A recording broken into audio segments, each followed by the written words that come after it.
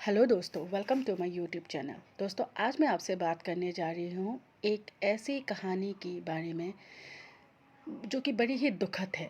दोस्तों, इस चैनल्स में जो कहानियाँ आती है अक्सर ये दुखद होती है, लेकिन हाँ, मर्डर एक दुख की कहानी होती है। किसी का मर्डर हो गया, किसी का रेप हुआ, कुछ भी हुआ, वो सारी बातें दिल को कसूर देती है। लेकिन उससे भी ज़्यादा अगर दिल को दुखाता है तो वो है एक देशद्रोही की तोहमत। दोस्तों, हर एक देश के अपने अपने जासूस, अपने अपने सीक्रेट एजेंसियां होती है जो कि अन्य देशों में जाके अपने देश के हित में इंफॉर्मेशन लाने की कोशिश करते हैं। दोस्तों, उसको अगर आप पकड़ लीजिए, हम इंडिया से कहीं और सर्विस में हैं, जासूसी कर रहे हैं, अपने देश के हित के लिए, अपने देश के लिए कोई इन्फॉर्मेशन वहाँ से लाने की कोशिश कर रहे हैं, तो उसे बड़े ही गर्व के नज़रिए से देखा जाता है। अक्सर हम उन्हें मेडलों से नवाजते हैं। उनकी उस कर्म के लिए उन्हें सराहा जाता है। हम गर्व करते हैं। लेकिन क्या हो अगर एक जासूस, एक ऐसा इंसान जिसके ऊपर एक देश ने भरोसा किया, उन्हें एक हाई कमीशन में अपॉइंट किया, वो भी पाकिस्तान के इस्लामाबाद जैसे एक देश में, और वो एक गद्दार निकले। और उससे भी बड़ी एक बात है कि उन्होंने अपने जीवन के 27 इयर्स अलग अलग कंट्री में सक्सेसफुली अपनी नौकरी की थी। उसके बावजूद वो पाकिस्तान इस्लामाबाद में जब अपॉइंट हुए, तब उनके ऊपर ये तोहमत लगी और वो सलाखों के पीछे चले गए। दोस्तों, आज मैं आपसे बात करने जा रही हूँ एक ऐसी ही महिला जासूस के बारे में जिनका नाम है माधुरी गुप्ता। दोस्तों, माधुरी गुप्ता दिल्ली की रहने वाली है। माधुरी गुप्ता के एक भाई और माता पिता है। दोस्तों, माधुरी गुप्ता के पेरेंट्स साउथ दिल्ली में रहा करते थे। बचपन से ही दोनों भाई बहनें बहुत तेज़ तर्रार पढ़ाई में आगे और बहुत ही उस आकांक्षा रखने वाले लोग थे। माधुरी, क्योंकि पहले से ही उनको देश के हित में काम करना, यानी सीक्रेट एजेंसीज या देश के लिए डिफेंस वगैरह में काम करने का उनको बड़ा शौक था, तो उन्होंने बचपन से ही उस और देखना शुरू किया। और उन्होंने, जब वो एडल्ट हुई, वो पढ़ते लिखने के, उन्होंने बाकायदा ट्यूशन ली और उर्दू सीखी। उर्दू के बाद उन्होंने फ़ारसी भी सीखी। और कहा जाता है कि उनकी उर्दू की वो जो कमांड थी, वो आप झुठला नहीं सकते हो। आप अगर माधुरी गुप्ता उर्दू कहे तो शायद उन्हें एक मुस्लिम कंट्री में जो उर्दू स्पीकिंग लोग हैं वो भी उन्हें ना पहचान सके। उनकी ऐसी टैलेंट थी, ऐसी पकड़ थी उस भाषा में। दोस्तों, माधुरी गुप्ता 1980s में इंडियन हाई कमीशन के लिए सिलेक्ट हुए, जो इंडियन आईएफएस में नौकरी के लिए उनका सिलेक्ट हो।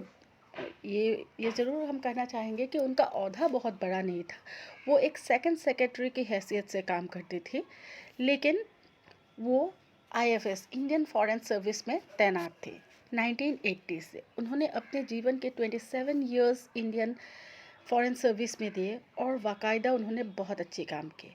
ऐसा कहा जाता है कि उनके कामों की निपुणता के कारण उनको अलग अलग देशों में दिया गया और उन्होंने सक्सेसफुली वो टर्म कंप्लीट किया और हर ऑफिशियल्स को अपने काम के ज़रिए सेटिस्फाई किया। उनका भाई, जो कि यूएस में नौकरी करते हैं, वो यूएस में सेटल है। और जो उनकी मम्मी पापा है, वो साउथ दिल्ली में ही एक घर में रहा करते हैं। दोस्तों, फिर एक जो बात हुई कि 2010 के 2010 के ही स्टार्टिंग में उन्हें पाकिस्तान के इस्लामाबाद के हाई कमीशन में एक ट्रांसलेटर की जॉब पे, जो कि पोस्ट के हिसाब से देखें तो सेकंड सेक्रेटरी की पोस्ट के हिसाब से, उन्हें पाकिस्तान इस्लामाबाद हाई कमीशन में नौकरी पे रखा गया। दोस्तों, बेसिकली माधुरी गुप्ता का वहाँ काम था कि जो मीडिया है, पाकिस्तान की जो मीडिया हो, वो इंडिया के बारे में क्या छापते हैं और वो सारे जो है, एक जो हाई कमीशन के जो काम में आएंगे वैसा क्या छपता है, उस चीज़ को निकाल के उन्हें एक दिन में दो दो डॉजियर तैयार करना होता था कि पाकिस्तान की मीडिया में इंडिया के ख़िलाफ़ या इंडिया के बारे में क्या सारी बातें निकल के आ रही है और जो हमारे रॉ या हमारे सीक्रेट एजेंसीज को या हमारे इंडिया के ऑफिसर्स को उसके बारे में जानना चाहिए, वो उनका काम था। और उस काम के हैसियत से वो मीडिया में, वहाँ के प्रेस कॉन्फ्रेंस वगैरह में वो जाया करती थी, वो वहाँ रहा करती थी, और वो उस चीज़ों को निकालने की कोशिश किया करती थी कि इंडिया के अगेंस्ट में वहाँ क्या चल रहा है। दोस्तों, ये करते करते करीबन 6 महीना वहाँ बीत गया। उनका काम बहुत अच्छा था। वो मीडिया यानी प्रेस में जाते थे। इस बीच में इंडियन हाई कमीशन को खबर मिलती है कि इंडिया के हाई कमीशन में जो सीक्रेट बातें होती है, जो इंडिया के हित में इंडिया के ऑफिसर्स अपने तक ही रख के वो बातें करते हैं, वो सीक्रेट इन्फॉर्मेशन कहीं से लीक हो रहा है। फिर होता है कि इस्लामाबाद के हाई कमीशन में जो इंडियन आईएफएस में जो नौकरी करते थे, सबको स्कैनर में रखा गया, और उस स्कैनर के दौरान सारे बेतकल्लुफ़ बाहर आ गए। लेकिन एक इंसान पे आते आते वो सुई अटक गई, और वो थी माधुरी गुप्ता। जब माधुरी गुप्ता को स्कैनर में डाला गया तो पता चला कि माधुरी गुप्ता बड़े ही बेतकल्लुफ़ सबसे बात किया करती थी, और वो वहाँ के मीडिया पर्सन्स के ज़रिए, उनके फ्रेंड सर्कल्स बहुत थे, और उनको महंगी परफ्यूम, शॉपिंग, कपड़े, एक लग्जूरियस लाइफस्टाइल का बड़ा ही शौक़ था। अक्सर दोस्तों ऐसा होता है कि हर एक देश दूसरे देश के हाई कमीशन या इंटेलिजेंस के आदमियों में से वो ढूंढने की कोशिश करते, वो कमज़ोर करी जिसको कि शीशे में उतारा जा सके, जिसको पैसों की ज़रूरत हो, या कोई जिसे प्यार की, या वो जो कहते हैं हनी ट्रैप, उसके ज़रिए किसी को झांसे में लाया जा सकता है, और उसके थ्रू इन्फॉर्मेशन उस देश के निकाला जा सकता है। और दोस्तों, बड़ी ही दुखद है कि यहाँ वो माधुरी गुप्ता में निकले, क्योंकि उनका लाइफस्टाइल और उनके जो शॉपिंग, परफ्यूम, और एक बेतकल्लुफ़ से चारों ओर घूमना, दोस्ती बनाना, बातें करना, वो पाकिस्तान इंटेलिजेंस को उनकी भनक लग गई, और उन्हें लगा कि अगर इस औरत को शीशे में उतारा जाए तो काम हो सकता है।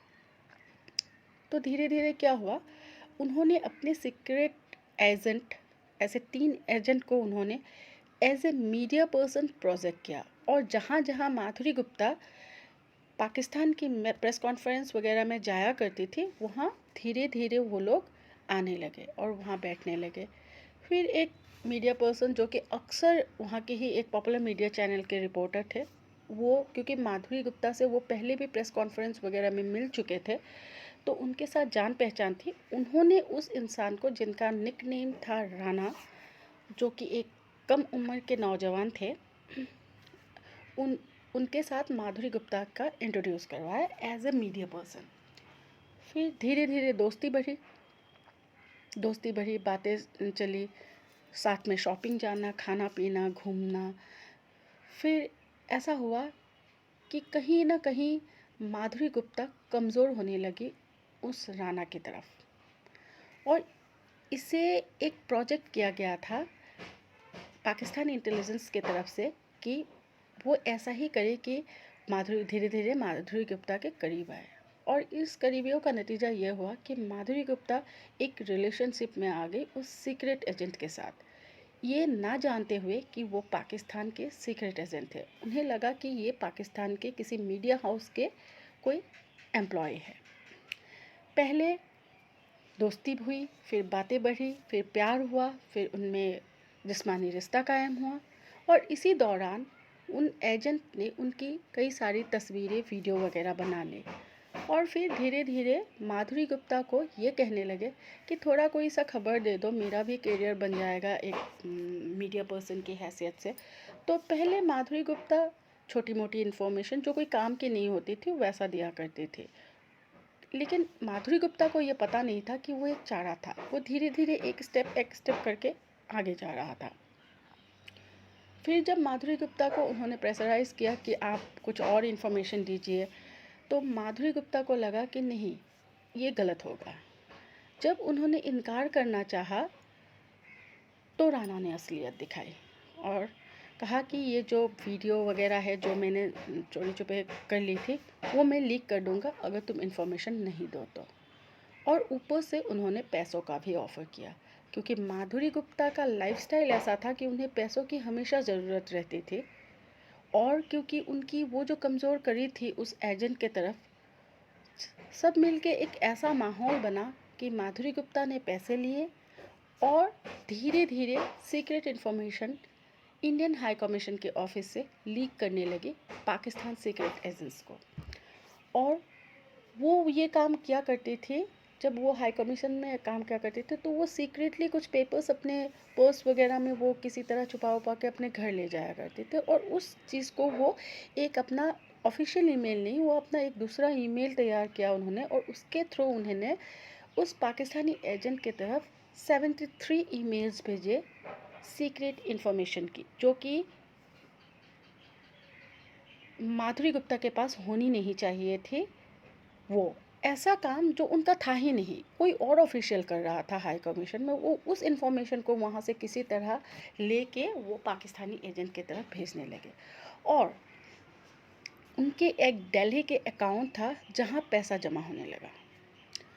ये चला जब इंडियन हाई कमीशन को ये लगा कि यहाँ से इंफॉर्मेशन लीक हो रही है, क्योंकि कोई भी प्लानिंग वगैरह होती, क्योंकि उस वक्त तक 26/11 का जो टेरर अटैक था मुंबई में वो हो चुका था, और इस्लामाबाद के कोर्ट में वो मैटर चल रहा था। तो इंडियन डिप्लोमेट्स, इंडियन गवर्नमेंट बहुत सारे स्ट्रेटजीज बनाते हैं कि कैसे उन सबको, उस टेररिस्ट के उस चीज़ों को घेरना है इस्लामाबाद के कोर्ट में।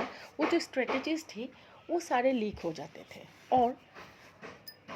और बहुत सारे, जैसे कि इंडियन हाई कमीशन में कौन कौन एम्प्लॉयज़ है, इंडियन हाई कमीशन के कौन किस पद पे तैनात है, फिर कोई जोग्राफिकल जो एक होता है, लोकेशन होता है इंडिया की तरफ जाने का, वो सब को लीक करने लगे।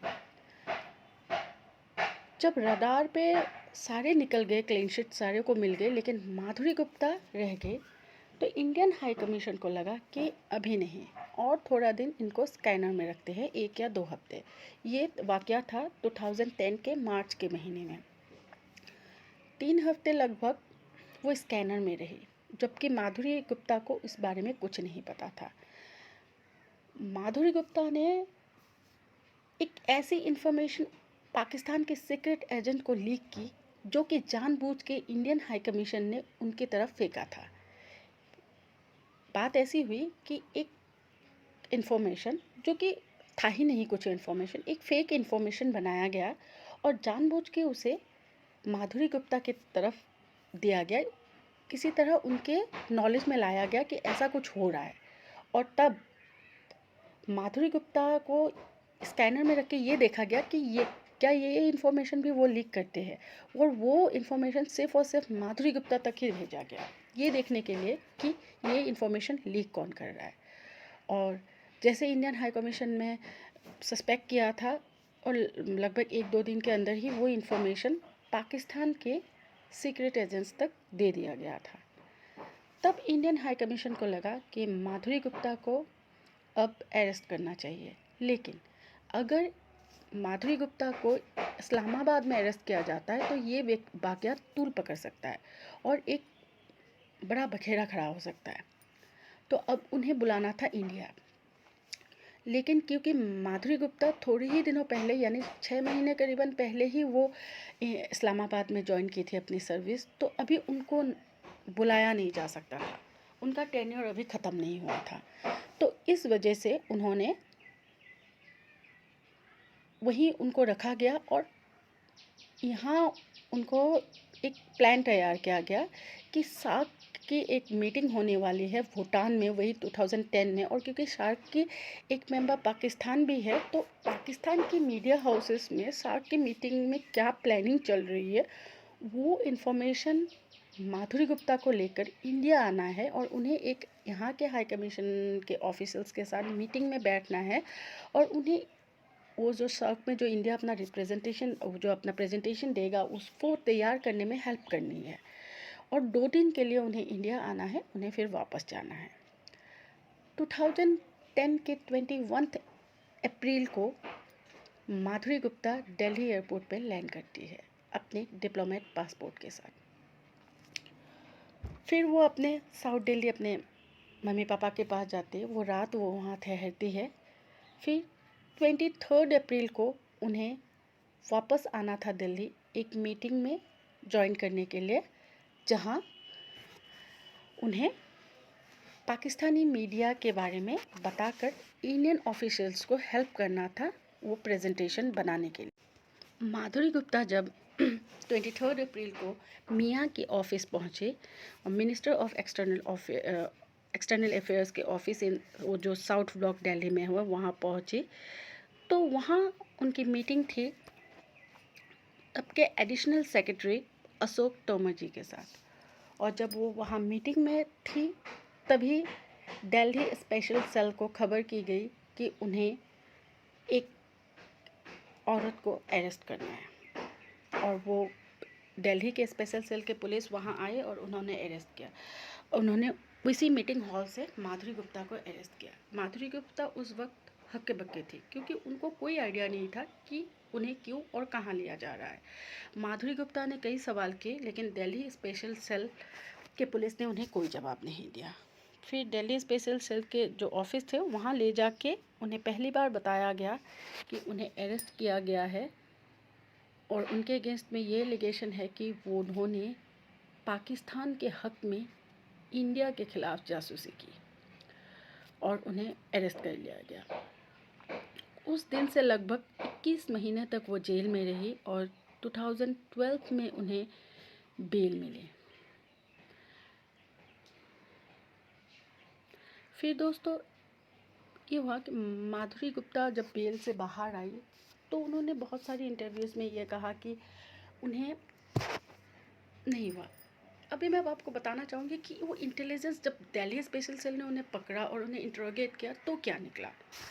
तब के जो मतलब ऑफिसर थे, पुलिस ऑफिसर पंकज सूद, उन्होंने कहा कि माधुरी गुप्ता बड़ी ही फ्रेंडली थी, बड़ी ही वो कोऑपरेटिव थी पुलिस के। उन्होंने कभी डिनाई नहीं किया कि उन्होंने वो इंडिया के ख़िलाफ़ उन्होंने जासूसी नहीं किया, बल्कि उन्होंने ये कहा कि हाँ मैंने जासूसी की है, मैंने इंडिया के ख़िलाफ़ कहा है, मैंने इन्फॉर्मेशन लीक की है, ये सब मैंने किया। पहली बात क्योंकि मुझे मेरी मनचाही पोस्टिंग यूएसए, मॉस्को या इंग्लैंड में नहीं मिली थी। दूसरा ये कि सारी मेहनत हम करें, और ये जो बड़े ऑफिसर्स हैं, क्योंकि माधुरी गुप्ता का ओहदा उतना बड़ा नहीं था इंडियन फॉरेन सर्विस में, वो एक सेक्रेटरी की हैसियत से काम कर रही थी, तो वो उन लोगों ने जो मेहनत की उसका सारा फल वो प्रेजेंटेशन उनके जो हायर ऑफिसर्स थे वो इंडियन गवर्नमेंट के पास लाते थे और सारे वाहवाही वो लोग लुटते थे और उनके हिस्से में कुछ नहीं आता था। तीसरी, माधुरी गुप्ता को जासूसी करने का शौक़ था, वो इंडिया के हक में जासूसी करना चाहती थी और कई बार उन्होंने वो ट्राई भी किया, लेकिन उनके हायर ऑफिसर्स ने उन्हें ये कह कर हड़का दिया कि तुम्हारा जो काम है तुम वही करो और उससे ज़्यादा करने की ज़रूरत नहीं है। तो इन सब चीज़ों से खफा होकर माधुरी गुप्ता ने इंडिया के अगेंस्ट जासूसी की और पाकिस्तान को हेल्प किया। दोस्तों फिर 21 महीने बाद वो जेल से बाहर आई। उन्होंने कहा कि नहीं मैंने ये सब नहीं की, और उन्हें उनका ट्रायल चलने लगा। कुछ दिनों बाद ही उनके अगेंस्ट में चार्जेस फ्रेम हुए देशद्रोही की और सीक्रेट इन्फॉर्मेशन लीक की। फिर दोस्तों क्या हुआ कि वो एक वक्त 2018 में उनको 3 साल की सज़ा सुनाई गई। फिर जेल गए।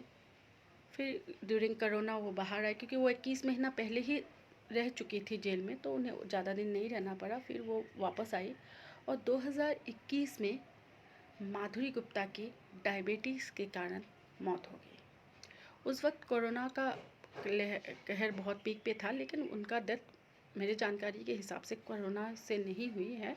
वो उनके वकील ने वो ये जानकारी दी है उनके भाई के थ्रू से, क्योंकि उनके वकील भी उनके कॉलेज के ही फ्रेंड थे और सलाहकार और जानकार थे बचपन से।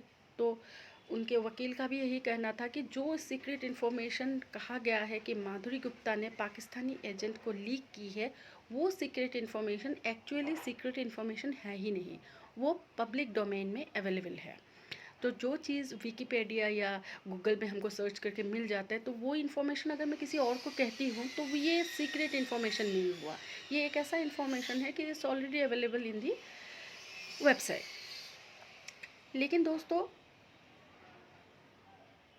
बात जब जजमेंट दी गई 2018 में, तब ये नहीं थी। कोर्ट के हिसाब से माधुरी गुप्ता ने सीक्रेट इन्फॉर्मेशन लीक किए। उन्होंने अपने वहाँ के जो हाई कमीशन के, इस्लामाबाद में इंडिया के हाई कमीशन के जो ऑफिस थे, वहाँ कौन कौन तैनात थे, इंडिया की ज्योग्राफी के बारे में, कहाँ से इंडिया में घुसपैठ किया जा सकता है, और 26/11 में कसाब और उसके जो साथीदार थे उनके अगेंस्ट में जो इंडिया में जो एक स्ट्रेटजी बनाया गया था इस्लामाबाद के कोर्ट में अपने हक के लिए लड़ने के लिए, अपने भाई बहनों जिन्होंने 26/11 में अपनी जान गंवाई उनके हक में लड़ने के लिए, उस इंफॉर्मेशन को भी माधुरी गुप्ता ने प्यार कहे या लालच कहे, उसके चक्कर में आके उन्होंने वो इंफॉर्मेशन लीक की है। दोस्तों, तो ये कहानी थी एक ऐसे इंडियन डिप्लोमेट की जो कि एक गद्दार जासूस थी। दोस्तों, आशा करती हूँ आपको ये वीडियो अच्छा लगा होगा। अगर अच्छा लगा हो तो इसे लाइक और शेयर ज़रूर कीजिएगा और चैनल को सब्सक्राइब ज़रूर कीजिएगा। Thank you.